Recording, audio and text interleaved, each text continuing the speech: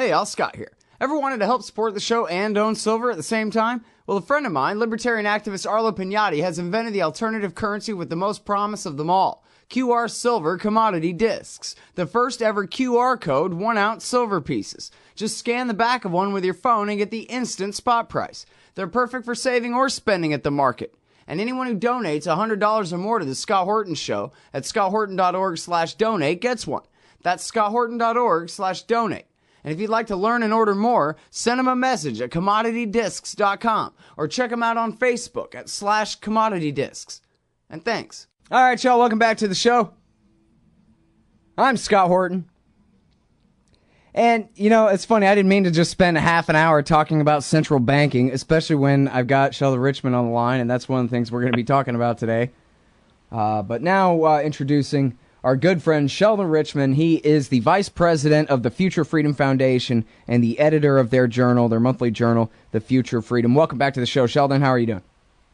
I'm doing fine, and once again, thanks for inviting me back. I hope you're doing okay. I'm doing good. I really appreciate you joining us here, and let me tell the people here real quick about the dates of this cool thing that you're doing with Jacob here. It's the Libertarian Angle Tour.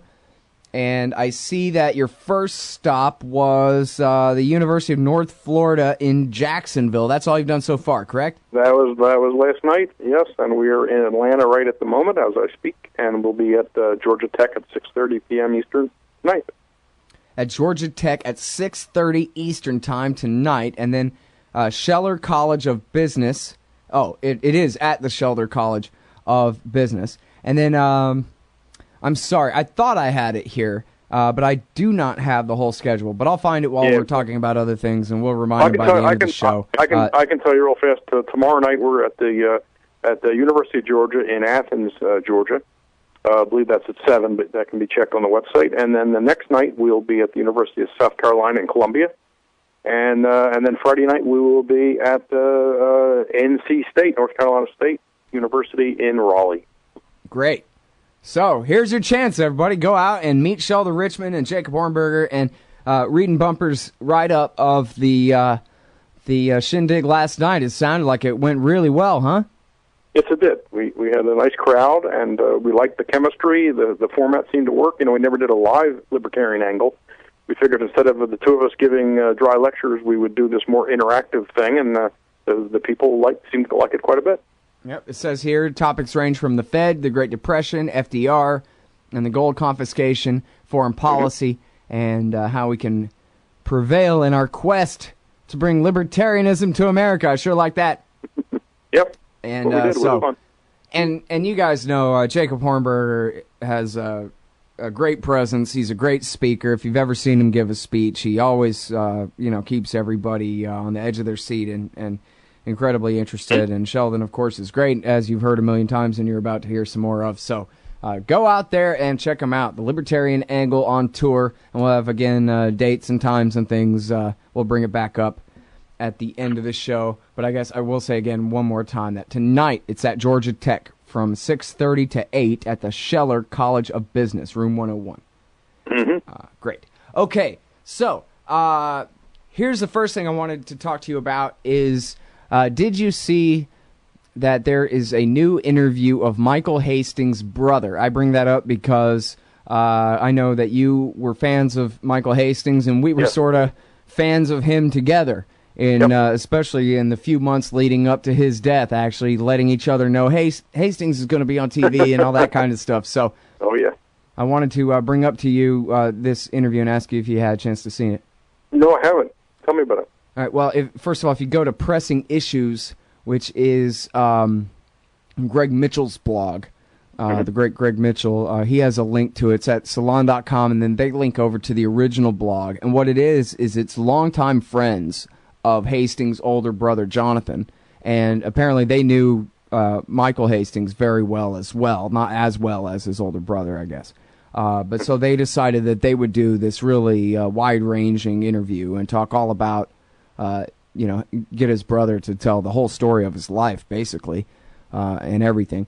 But obviously, they start with the headlines first as well, and that is asking about the night of the car wreck and all of that. And the brother's story is that he's not suspicious at all, that if it happened in a vacuum, that, you know, he was writing about the CIA and everything. He had written about the JSOC and everything, and if it happened in a vacuum, he might be suspicious, but based on the context of what was going on with Michael Hastings that day and everything, he says no. He, in fact, had just hopped on a plane on a moment's notice to go to L.A. to try to bring Michael Hastings back to Vermont for treatment, because he was having, not just he was abusing drugs, but he was having a real hard time, and some kind of manic episode, whatever, and he said he realized when he was there he wouldn't be able to bring him back to Vermont without a fight, and then, but he was going to get back to trying to convince him the next day, and then that night he went out, snuck out, and went and wrecked the car. And so, anyway, that was his brother's take, and I guess I had already pretty much settled on that conclusion myself, but, you know, if that puts anybody's mind at rest about it, I'm pretty sure I agree with the brother about that, especially hearing it from him that way. Yeah, that does sound pretty persuasive. I mean, it's a really sad thing that happened, and obviously, you know, there's probably a lot of bad people who were happy that it happened, too. You know, a lot of people who would have gotten him if they'd had a chance or something, so, you know, I think probably the best way to honor his work and his death would be to stay on their ass the way he would have. Mm-hmm. So I agree. Anyway, I'll never forget the image of him when he was on, I guess, the Steve Kornacki show, probably just a Saturday or two before his death. It was pretty soon before it. Maybe it wasn't that soon. Mm-hmm. And you saw it too, I think, right? He was really feisty. He was getting his points in. He wasn't getting. He was making sure he had his time, and at the end, when he was being thanked, he raised his fist. Remember, he raised his fist and smiled like, "We're going to triumph." Yeah, triumph, and there's going to be more to come. And unfortunately, from him, there won't be more to come. Sad thing. All right. Well, anyway, and I thought it was also interesting that, as his brother points out, that all the truthers who are cashing in on pretending that they know the real truth about this and whatever, none of them were interested in his work before he died, because he wasn't a truther. He did real journalism. And so none of them paid any attention to him whatsoever. But now he's their meal ticket, or at least a meal ticket, not, you know, the biggest deal in the world, but worth an extra $60 in Google ad clicks, right? So why not exploit a dead man if you can make a little money? That's how the saying goes, I think. Well, unfortunately, I never met him. I miss him, though. Yeah, he was a great journalist. I mean, we're all much worse off without him, that's for sure. Yeah. But anyway, it's kind of a weird way to start an interview, but I just thought it was quite notable, and I'll send you the link in the email there. I'll tell people here, everybody else listening, the website is uncouthreflections.wordpress.com, Uncouth Reflections. And it's interview with Jonathan Hastings about his brother, the journalist Michael Hastings. And you can also find, I guess, a shorter version of it at salon.com as well. All right. So anyway, you wrote this thing about Obamacare, and I'm so glad that you did, Sheldon, because, of course, you're right about everything because you're libertarian, but also you're what they call, which to me, you're the plumb line. I don't know. But to everybody else, and maybe to you, you're something like a left libertarian, which means you actually care about people, even ones you haven't met before, which is somehow supposed to be unique, probably among all humans, and maybe especially libertarians. I don't know. But anyway, so you have this article where it's so plainly clear that you would like for every person to be able to be taken care of if possible, and you share that sensibility with liberals, and you admit, unlike probably most Obamacare critics, that the people behind this thing, for the most part, mean well. If any of them are trying to sabotage healthcare to try to force us all the way to a single-payer system or any kind of thing like that, that would be some very, very small, percentage anyway. This is supposed to work. It just doesn't work, and you know why. So tell us why. Well, on the first part, I say in the beginning that I will stipulate that most of the people in and out of the government pushing for the Affordable Care Act, and maybe even for those pushing for single payer, are primarily motivated by this humanitarian concern. I don't mind conceding that. Now, that doesn't mean that some also see political advantage in it, that can be too. They can see that as lining up with their political interests. So I don't mind conceding that. I'm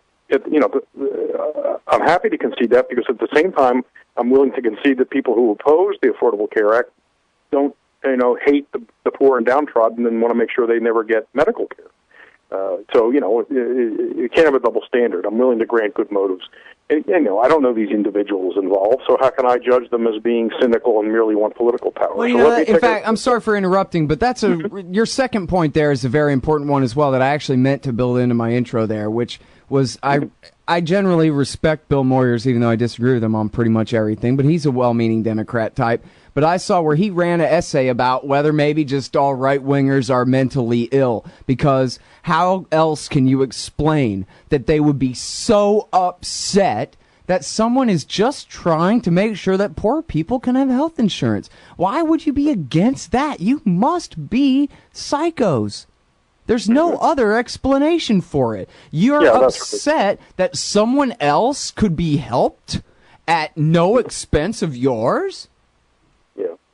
Well, that's right, and that's despicable whichever way it cuts, to say the only reason you'd be taking this position is you're either pure evil or mentally ill. I mean, I have no respect for people that engage in that kind of argument.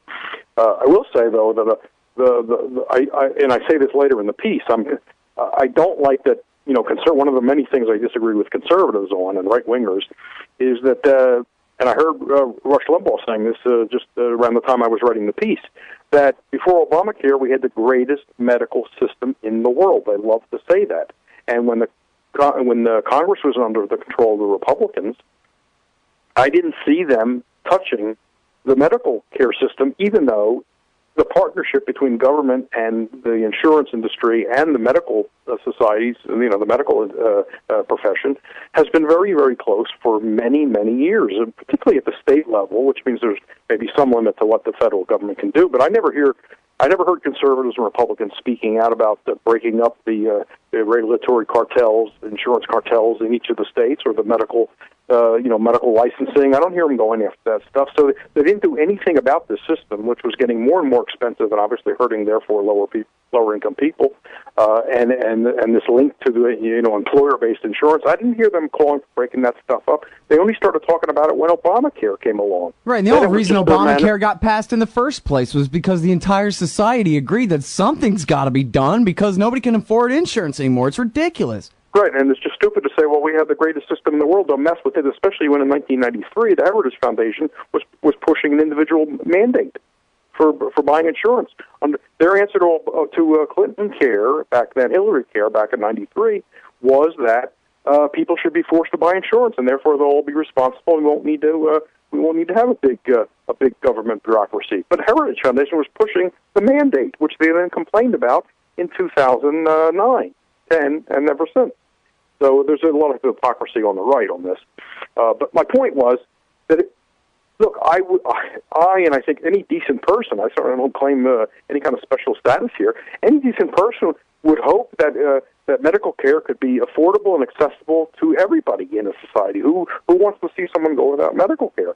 My point is that the state is not a good route to it. The state will screw it up for all the reasons we point out in other respects. The greatest protector is free competition. The greatest protector of individuals is free competition. That means no regulatory cartels, all licensing, all the stuff we have. So that's the direction we need to work in. That's what we need to achieve: free competition. We don't have competition. The advocates of Obamacare like to talk about, oh no, it creates competition. That's bogus. You don't need to set up exchanges or markets. Markets set themselves up. People set up markets spontaneously. You don't need the government to do that. What we have is phony competition because government prescribes the product that needs to be offered, right? There's a basic insurance package that the government has defined. Health and Human Services has defined it, and there's all kinds of controls on prices. Companies are not allowed to price according to risk. They're not allowed to price according to sex. Even if women use use medical services more often than men, which, as I understand it, is the case, you still can't charge them more for insurance, even though they're going to cost more during a year. You can't. The difference between the premium to an older person versus a younger person, that difference is prescribed by government, and it can't be greater. In other words, we don't have true market pricing, and we haven't freed the market. If anything, we've encumbered it even more than it was previously, which was already quite a bit. Mm-hmm. So this is not going to work. And well, no, but the liberals are going to say that, Sheldon, come on, man, you're just being ideological here, that, oh, yeah, the market, capitalism is some magic thing that solves everything. But what about all the externalities? And what about all the, Jon Stewart was saying, hey, when you're sick, you can't shop around. You got to just go to the doctor, man, and whatever. So capitalism doesn't count. It's off in this case. That's ridiculous, because for one thing, a lot of medical care is purchased not in the heat of an emergency. A lot of medical care, and you can make arrangements in advance of an emergency, since people know someday they may have an emergency. That's why they buy insurance in the first place. They can make arrangements for what happens.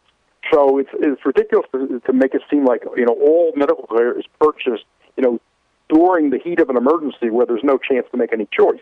That's certainly true, but the fact is you can do some planning in advance, and a lot of care is not bought during an emergency. If you're deciding what doctor you want to go to for your physical, that's not an emergency decision. That's something planned, and it may be months before you have your appointment. So that's kind of bogus. Look, when you say it's ideological, that's just a negative spin on.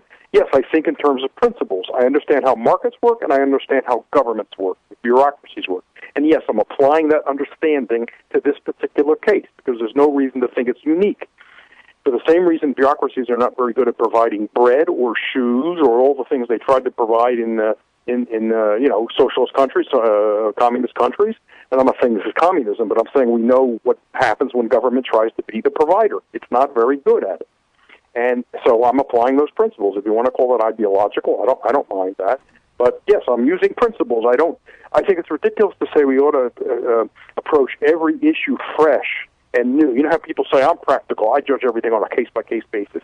That's a load of what, because either the person is applying principles and not realizing it, because they're just sort of implicit.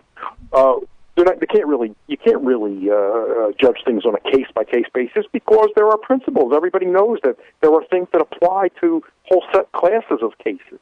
And fine, if they want to dismiss that as ideological, I'll accept the term ideological. Yeah. Well, now, so how come my insurance is going up, and they're telling me that it's going to go up even more, and I'm going to have to change to a whole new plan next year if I'm going to keep Blue Cross crap that I don't even want in the first place, but I have to have at all? Well, I don't know yet previously, but in the cases I've been reading about, you have people who bought more or less, sort of high deductible, bare bones policies that didn't cover a lot of services they don't want. But now those don't qualify for under the standards set by Health and Human Services, which has to include a lot of things. And so, therefore, even though there's this grandfather clause, there's a vagueness about if the company has significantly changed it since 2010, then it's not grandfathered. And so the companies are going to people like you or there are other individual policyholders and saying, we're canceling your policy because it doesn't qualify under the Affordable Care Act now. We have other policies which you can shop for, but they're going to be more expensive because, everybody now has to have maternity services covered. Everybody has to have mental health services covered, which I have a lot to say about. I think there's a lot of bull there. And so services that you might have chosen not to buy in a free market, you're being forced to buy. That's why they're more expensive. Now, some people will be getting subsidies, right? If you're making less than 400% of the poverty level, there's going to be a sliding scale of subsidies. And so some people won't pay the full cost because of the subsidy, but that means other people will be paying, and the subsidies have to be paid for by somebody who's paying for them. That's the thing. The cost of this is so much of the cost of this is hidden. We don't know what the system's even costing because it's too diffused. It's not right out there on the price tag. Well, yeah, sorry to make it personal, but yeah, they're raising my rate and then promising they're going to cut me a welfare check that I don't want. I don't want to be dependent on them in any way. I'm just going to have to suffer their price hike. Yeah, you could end up being on Medicaid. I mean, I know people in the state I live, which is Arkansas, of people who have part-time work and maybe going to school, and they now are being put on Medicaid. They may not like that. But I want to move to Mexico like Bob Higgs and be free. Well, a lot of people might be following him down there. That may be the reason he doesn't give out the name of the village. Yeah. Well, I know sort of where it is, over there on the end of the Yucatan Peninsula or something. Ah, okay. Well, I saw he mentioned it one time. I mean, the Yucatan Peninsula is pretty big, though, so I hope I'm not giving too much away. I don't know. We should go visit him and then just stay. Yeah. But now, so listen, we got about 7 minutes or something, and I was thinking that, and you know, maybe I could be wrong, but you could disagree with me all you want.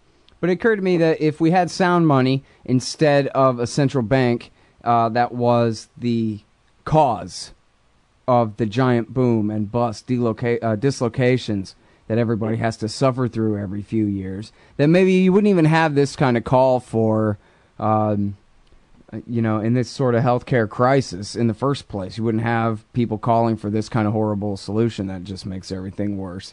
We could have settled for bad enough.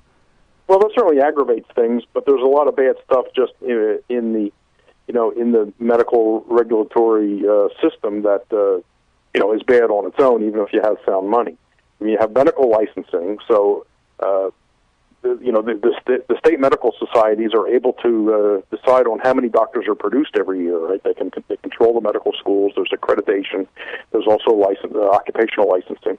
And so that's one way of keeping the doctors' incomes high. There was a great historian, unfortunately passed away last year, I think, Ronald Hammaway, who did a study of the movement to institute medical licensing at the turn of the 20th century, and he read their journal, their minutes of their medical society meetings in the various states, and their concern was not consumer protection, it was how are we going to keep our incomes up with all these doctors?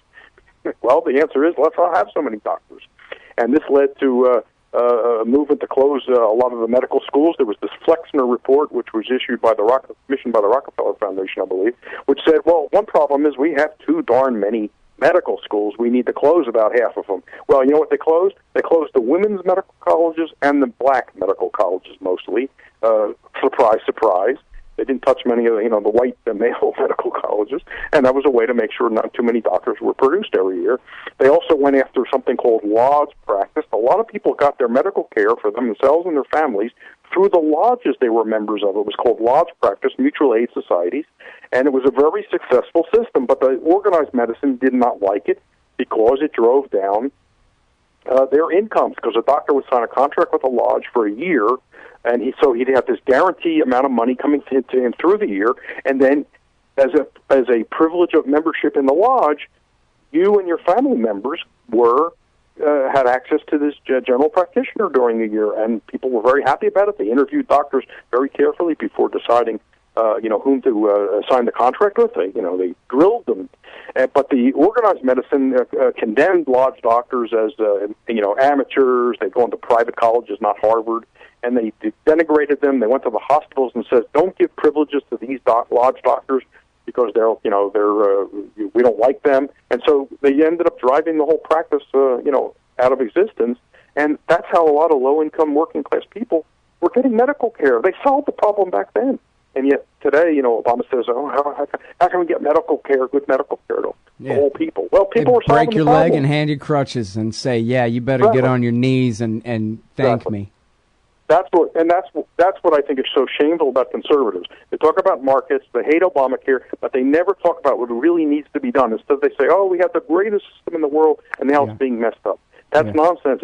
Many, many people were priced out of it. The price inflation in medical care was much greater than general price inflation, and that's because we don't have true markets, free markets, competitive markets in insurance or medical care. And you know what you say about the medical association there and everything, I mean, to me, that's the most important lesson that liberals have to learn, is that in virtually every case, regulatory capture was the scheme in the first place. It's not that wonderfully public-spirited professors, as Tom Woods would say, come up with these agencies just to help perfect society a little more. It's always a bunch of rent seekers. It's always the worst, greediest characters in the entire profession of this, that, or the other, including medicine, who conspire with the government to persecute their competition.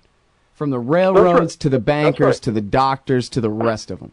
I was just going to say, the railroads wanted the ICC to regulate their rates. The meat packers wanted they wanted government to do the inspection, the meat inspection. You're right. In every case, it's not some consumer protection device. It's some incumbent firm protection device, and that's how it works out. It's not a coincidence. Look, who's going to have more access to the regulators? You and me, or the companies, the CEOs of the companies that are working 24 hours a day on this stuff? Yeah. Well, the way it works in practice, too, is if you have a real legit complaint that you could maybe sue in court, say over an environmental matter, somebody pollutes on your property or something, a company pollutes on your property. Certainly here in Texas, and I know on the national level, too. I don't know about in every state, but the headline here always would be that the defense attorney for the company stood up and told the judge, hey, the EPA, or the Texas version of the EPA, gave us a smiley face on our report card, so everything's fine. And then the judge isn't going to overrule the regulators. The regulators said that they're within the parts per million, and so your case is dismissed. Right. That's right. And that's happened, in a lot of different ways. I agree. That's a great insight. Because, it rigs the system against just sort of regular people. And again, who's going to be more comfortable in the holes of power? The CEOs of these companies, or just regular people who don't know the ins and outs, or too busy making a living so they can get their kids into through school? And who really wants a free market? Somebody who's trying to make it in the world, or somebody who already made it and has a lot at risk? Right. That's right. That's the last thing they would want is real competition. That's the way I see it. See, I think everybody ought to listen to you, man, because then they'd get it. It's easy, especially for liberals. I can put myself in a liberal shoes easier than a conservative's, I guess. And I can see why it is that they believe that libertarians are some kind of right-winger and you just want rich white people and their businesses to be free and whatever, and they don't really understand a Sheldon Richmanian point of view. So I'm glad I had the chance to try to bring it to them. Well, thanks, Scott. Anytime. Thanks very much, Sheldon. Appreciate it. Take care. All right, everybody, that is the great Sheldon Richman, Vice President of the Future Freedom Foundation and editor of the Future Freedom, their journal. And check out FFF.org for the speaking tour, him and Jacob going around doing the Libertarian Angle in the South this week.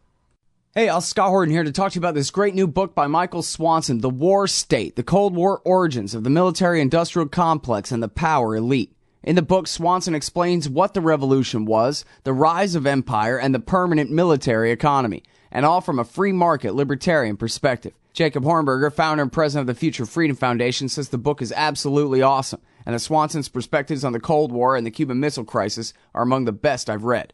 The poll numbers say that people agree on one thing. It's that America is on the wrong track. In The War State, Swanson gets to the bottom of what's ailing our society. Empire. The permanent national security bureaucracy that runs it, and the mountain of debt that has enabled our descent down this dark road. The War State could well be the book that finally brings this reality to the level of mainstream consensus. America can be saved from its government and its arms dealers. First, get the facts. Get The War State by Michael Swanson, available at your local bookseller and at Amazon.com. Or just click on the book in the right margin at scotthorton.org. Hey, y'all, Scott here for MyHeroesThink.com. They sell beautiful 7-inch busts of libertarian heroes, Ludwig von Mises, Murray Rothbard, Ron Paul, and Harry Brown. I've got the Harry Brown one on the bookshelf now. Makes me smile every time it catches my eye. These finely crafted statues from MyHeroesThink.com make excellent decorations for your desktop at work, bookends for your shelves, or gifts for that special individualist in your life. They're also all available in colors now, too. Of course, gold, silver, or bronze. Coming soon, Hayek, Hazlitt, Carlin. Use promo code Scott Horton and save $5 at MyHeroesThink.com. Why does the U.S. support the tortured dictatorship in Egypt? Because that's what Israel wants. Why can't America make peace with Iran? Because that's not what Israel wants. And why do we veto every attempt to shut down illegal settlements on the West Bank?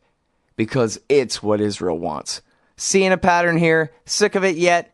It's time to put America first. Support the Council for the National Interest at councilforthenationalinterest.org and push back against the Israel lobby and their sock puppets in Washington, D.C. That's councilforthenationalinterest.org. Hey, all, Scott here, hawking stickers for the back of your truck. They've got some great ones at libertystickers.com. Get your son killed, Jeb Bush 2016. FDR, no longer the worst president in American history. The National Security Agency, blackmailing your congressman since 1952. And USA, sometimes we back Al-Qaeda, sometimes we don't. And there's over 1,000 other great ones on the wars, police, state, elections, the Federal Reserve, and more at libertystickers.com. They'll take care of all your custom printing for your band or your business at thebumpersticker.com. libertystickers.com. Everyone else's stickers suck. Hey, all, Scott Horton here for The Future Freedom, the monthly journal of the Future Freedom Foundation. As you may already be aware, Jacob Hornberger, Sheldon Richman, and James Bovard are awesome. They're also in every issue of The Future Freedom, and they're joined by others of the best of the libertarian movement. People like Anthony Gregory, Wendy McElroy, Lawrence Vance, Joe Stromberg, and many more. Even me. Sign up for The Future Freedom at fff.org/subscribe. It's just $25 a year for the print edition, $15 to read it online. That's The Future Freedom, edited by Sheldon Richman at fff.org/subscribe.